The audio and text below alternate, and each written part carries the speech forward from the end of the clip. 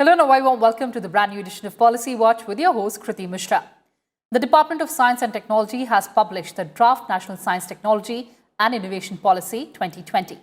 The objective of the policy is to identify and address strengths and weaknesses of the Indian STI ecosystem to catalyze socio-economic development of the country and also make the Indian STI ecosystem globally competitive. The policy states that its aim is to achieve technological self-reliance and position India among the top 3 scientific superpowers in the decade to come, to double the number of full-time equivalent researchers, gross domestic expenditure on R&D and private sector contribution every 5 years, build individual and institutional excellence in STI with the aspiration to achieve the highest level of global recognitions and awards in the coming decade. And for deeper insights on the topic, I'm joined by Professor Ashutosh Sharma, Secretary, Department of Science and Technology, and Professor Abhay Karandikar, Director, IIT Kanpur. Welcome to Rajya Sabha Television, both of you. Thank you. Professor Sharma, coming to you first. The Draft Science, Technology and Innovation Policy contains radical and progressive proposals that could be game changers for not just the scientific research community, but for the way ordinary Indians interact with science. Take us through the crucial highlights of the policy. Indeed, Kriti, science is not only for scientists. Of course, the scientists are the ones who produce science, but it's consumed by all sectors of society. So idea indeed in this science policy, the overarching idea is to create an end-to-end science and technology ecosystem that fully reaches and empowers every citizen of the country. So there are, if I were to tell you very quickly why we need a policy in science and technology, and indeed what are the problems that we are addressing by it. So first of all, you see, science and technology is the foundation on which our life is built today, but even more so going in the future. Now, this future is coming at us at faster and faster rate. It is an exponential future in technology. So we have to be totally ready for it. For example, the rise of intelligent machines, which is going to impact every aspect of our life, our skills, our education, our jobs. Sustainable development, these things were not very well understood even 10 years ago. Sustainable development. Now, there are aspects of sustainable development which are related to science, technology, and innovation. But equally, there are aspects of it which are related to society at large. So this is a very wide, shared, distributed responsibility. So unless we bring scientific temper in our citizens, unless they understand the value of science and technology, whole lot of what's going to become to planet and to us depends a great deal on disseminating our science, creating the right kind of science, having direction in science, empowering science, and through science, empowering our society. Yes. So these are the overarching goals indeed of the policy, which is that, of course, we need to focus on creating knowledge or scientific knowledge, but it's equally important that that knowledge gets into our industry, gets into our startups, gets into our NGOs, all the people who are going to be using science and technology, and gets into our line ministries, whether it's railways, water, energy, what have you. So essentially, the overarching aspect that I would say for the policy is to connect, for example, connect invention with innovation, connect the knowledge creation with knowledge consumption, connect a center with the states, bring in new partners of science and technology. You see, science and technology is too important to be left only to one department or only to a set of scientists. It has to be all pervasive. Science and technology is not a vertical. Often people think, once you made a ministry of science and technology, that's enough. That's not enough. The science and technology is equally owned and used by everybody. Yes. And so whole point you see, Kriti ji, is that to bring that coherence, to bring that holistic element into doing our science and technology. And there are many dimensions to doing that. And this is what we would be discussing. So when you dissect the policy, there are 11 chapters in it, and you see that each one of these themes actually relates to this overarching theme. Is about empowerment, is doing great science, is doing good science, but also getting that science to everybody who needs it. Absolutely, sir. All right, so the larger goal is to empower our society, and we'll get into the specifics of the policy in just a bit. But Professor Karandekar, India has had 4 national science and technology policies before this. Scientific Policy Resolution 1958, Technology Policy Statement 1983, STP 2003, and STIP 2013. How will the new policy ensure decentralized and bottom-up approach? I think, as Professor Ashutosh Sharma already mentioned, that one of the overarching aspect of this policy has been empowerment and connection of science and technology with the innovations and its impact on the society. And I think that is one of the very important aspect of this. In fact, the policy has given enough focus on creating a robust science and technology innovation ecosystem, which promotes, not only the knowledge creation and the fundamental research, but also the translational research, which actually connects the science and technology innovations with the society. In fact, I think, as was rightly mentioned by Professor Sharma, and the policy has given it in detail, that the science and technology innovations today is not just the part of one Ministry of Science and Technology, but it has impact on all aspects of the economic development of the country. And therefore, the policy talks about, then when we say about our increasing our R&D expenditures as a part of the the gross domestic products, then it should also relate to making sure that all ministries have science and technology innovation cells, and they spend a part of their budget or their outputs on the science and technology innovations. Because ultimately, whether it is the Ministry of Urban Housings, or whether the Ministry of Road Transports, or whether the Ministry of Environment, or whether it is the Ministry of Railways, or it is the Ministry of Telecommunications, or the Ministry of Electronics, all really need to contribute to the science and technology innovations.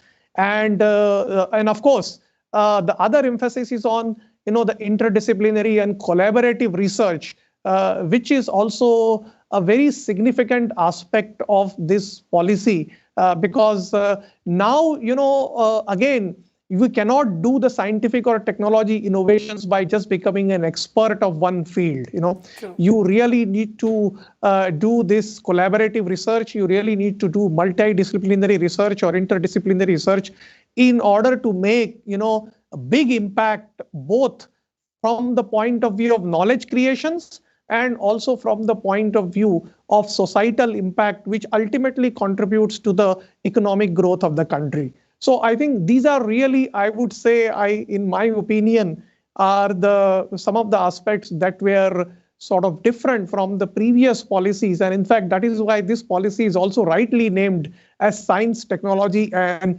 Innovation Policy. So I think that is what the difference is. That's a very valid point that you're making, Professor Karandekar. But Professor Sharma, for India to march ahead on a sustainable development pathway to include economic development, social inclusion and environmental sustainability for achieving an Atmanirbhar Bharat, a greater emphasis may be needed on promoting traditional knowledge systems, developing indigenous technologies and encouraging grassroots innovations. How will the proposed policy pave way for these objectives? Indeed, you see that there is a wealth of traditional wisdom and knowledge out there. It's just that that body of knowledge has been a little bit static, and also that it has not been advanced by using modern tools of science and technology. So clearly that this has to be integrated in all our approaches of research and development. So the whole point is that if we today we have a lot more of science, understanding, and tools. So if we were to work on our traditional wisdom, understand whole lot of it may even have been diluted over time and lost. We have to reconstruct all of it. Just to give you an example, whole lot of modern science is about crisis management in health, whereas a whole lot of traditional wisdom in health is about lifestyles.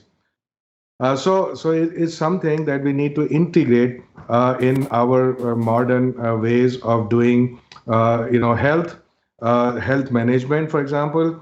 And there's a wealth of information out there. So anyhow, the grassroots innovation is another very, very important aspect. What does grassroots means? It means, to recognize the local need of our population, which may vary from place to place, may vary from let's say farmers to women living in small towns and so on. So it's not something that a multinational company is going to focus on. This is a problem that we need to recognize, and we need to offer solutions to those problems and indeed scale them up. So this is where India can take the leadership role, that we don't have to be followers all the time. Look, if it is our problems, we have to solve them. And clearly the way to solve them is to fuse the modern science and technology approaches with the grassroots needs and the solutions. It is no longer about jugaad in the modern world. See, we have survived with jugaad in the days of crisis, but now is the time to bring in the proper science and technology, even to grassroots innovation, to make them optimal, to make them scalable, in fact, to make them relevant for half the world out there. Whether it is Africa, whether it is a whole lot of nations in Asia, they have similar needs as us. And so recognition of those needs and filling those gaps is certainly a big part of this policy. Well, absolutely, sir. As you mentioned, that it's no longer the era of jugaad, and we have to have a systematic approach. But Professor Karandikar, the major highlight for me from the draft policy was that at least 30% representation of women in all decision-making bodies and inclusion of the LGBT community into conversations related to gender equity are the major focus points of the draft Science, Technology, Innovation Policy 2020. These are extremely progressive ideas. How do you foresee the impact of such a proposal on equity and inclusion going ahead? Yes, I think equity and inclusion has been, one of the important thrust of this policy. In fact, as was mentioned by Professor Sharma, that there are 11 chapters. One entire chapter is dedicated in the policy on equity and inclusions. And I think for any country, as as already mentioned, that if you really want to have a societal impact and economic prosperity, it is extremely important to have our technology and innovations to be all inclusive. And therefore, in this context, it is also important to increase the representation of, for example, women in science and engineering. In fact, since I'm from an engineering and technology institutes, it is even more important to increase the representation of women in the technology and the engineering disciplines. We now see, there is a reasonable representation of women in some of the scientific disciplines, particularly the biological sciences and the life sciences.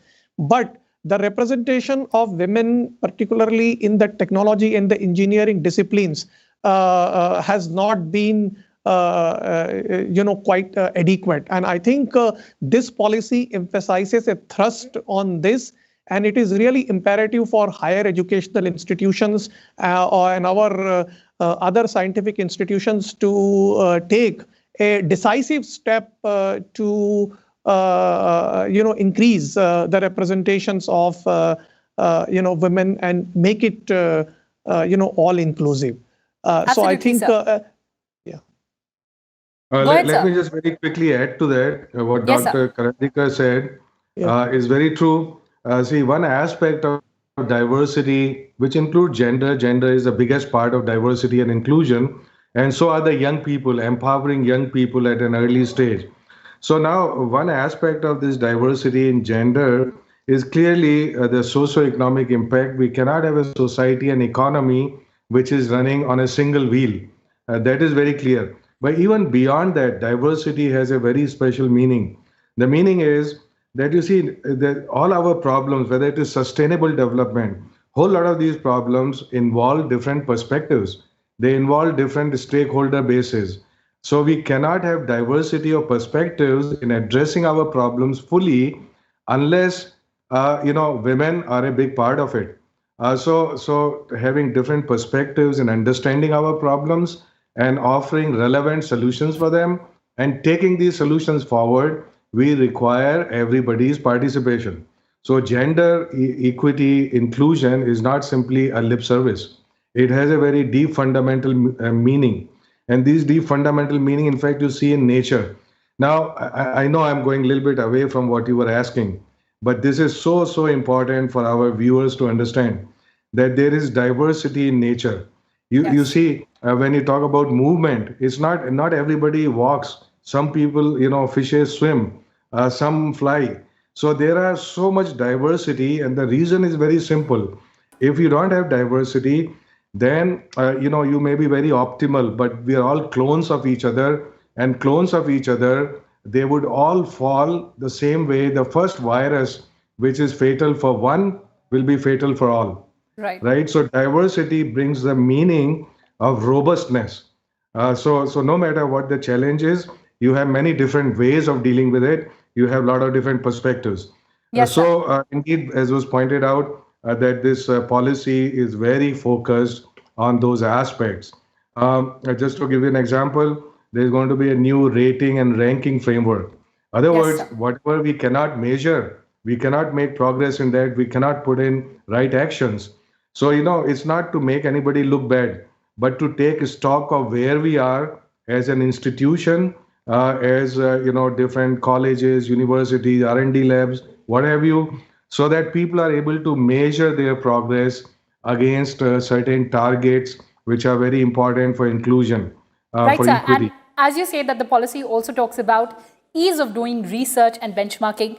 But Professor Sharma, another important aspect, the draft also talks about open science framework and one nation, one subscription. Help us understand these concepts. Yeah, certainly. So this is aspect which is part of, a broader vision, which is to say democratization of science and inclusive nature of science reaching everybody. Now, this is fairly clear that that the information, data, knowledge on science cannot be limited only to some scientists, maybe 1 lakh, maybe 2 lakh. It has to be something which is reaching out to several crores of people because they are all stakeholders of science and technology. They need to learn something. They want this data, information, knowledge. So there are three aspects of it. The first aspect is to have actually a platform on which all publicly funded, data, information, and knowledge is freely available with ease of access. Data, as they say, is new oil, but I would go much farther and say data is the new water. We don't have time to talk about it, but data is the overarching important reality of the world in which we live, and we are going to be living tomorrow for governance, for planning, for development. So let this data be available to everybody, whether it is geospatial data, whether it is for anything, down to panchayat level, down to every citizen. Second aspect, as you pointed out, is one, uh, all the scientific journals, magazines, and so on being available to everybody from school children up. And you see, right now is very fragmented. So every IIT, every college, every whatever they can afford, they do their own negotiation, but that's not very optimal. And we are spending as a nation right now far in excess of 1,500 crores every year in order to subscribe to these journals. Now, I'm sure that we have the muscle as a nation to negotiate all of this and then make all these resources available to everybody who can make use of them. All right. The third aspect is an open repository of all the research in the country. so that we know who is doing what. And then, if a industry, MSME, startup, a farmer, a fisherman, a woman, whoever, they need to have access to this knowledge so they know where to approach. Right. So the point is to have transparency, to have that accountability, to have that ease of doing business. So all of Yes. that is going to be done by having this very open access platform to information and knowledge resources. See, remember, all Right. the viewers, we no longer, the economy, the strength of society and economy no longer depend only on the flow of materials and energy, as was the case until Industrial Revolution 3. Today, it is the ownership of data, the flow of data, the manipulation of data, building upon data, bringing knowledge into that is what is going to empower our society, our industry as a whole. So you made a very interesting point there that data is new water. But moving on, and before we end this conversation, Professor Karandikar, 2020 has been a year of science for India and the world. What are the learnings from the COVID-19 pandemic for India's science and technology sector, and how does the draft policy address those learnings? So I think the COVID-19 pandemic really taught us that the importance of technological self-reliance. And I think this is, and in fact, our Honorable Prime Minister, therefore, also, gave us this clarion call of Atmanirbhar Bharat. Yes. And this is not just, I would say, a clarion call, but really a strategy in the current geopolitical scenario for making our country, science and technologically sort of a superpower. Because unless, we have the technological self-reliance, we reduce our dependence on the import of the products that we saw in the COVID-19. Actually, when the pandemic struck, we were completely actually unprepared in terms of whether you talk of the PPE kits or the masks or even, very high-end medical equipments like ventilators and so on. But India showed that in the, in a period of almost 120 days that we were not only, producing this, but we started actually exporting, also these devices. And that really showed that we have the right talent and the potentials.